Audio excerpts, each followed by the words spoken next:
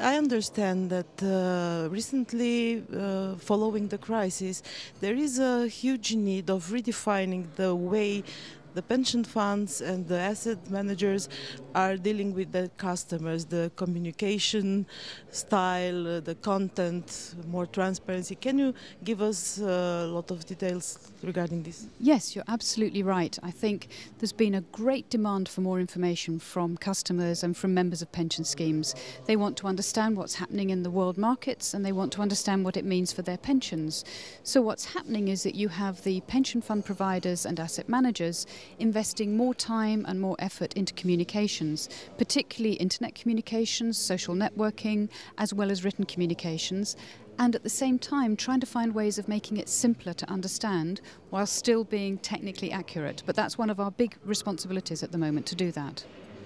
Yes, wording seems to be a very complicated matter in such a technical environment like pension funds. That's the biggest challenge we've got, which is that it's a very regulated area of the financial market. The terms and conditions are very complicated. And what we've found is that people don't identify with things they don't understand. Of course they don't. So we have to try and find simple language. And one of the things we're doing is we're investing in an institute on behavioural finance, which is looking to find ways to find the wording that people will understand and we can communicate better.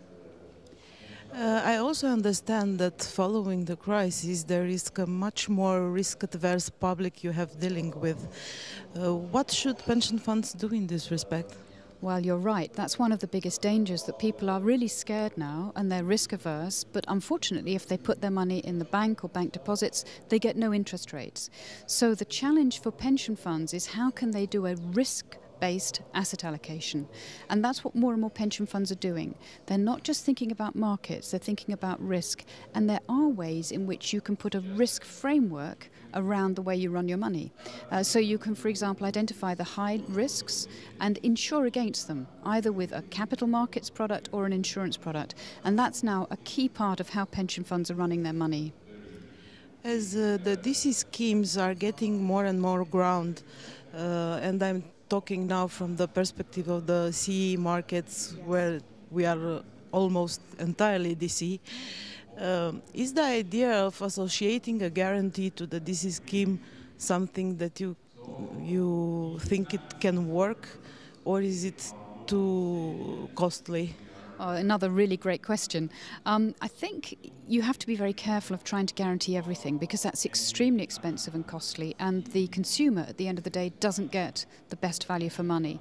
What we see in other parts of the world is that you get a mix between a low guarantee base, like a safety net for people, and then above that it's less guaranteed or not guaranteed, so a little bit more risk but actually a higher return, and frequently the combination of that is what works best.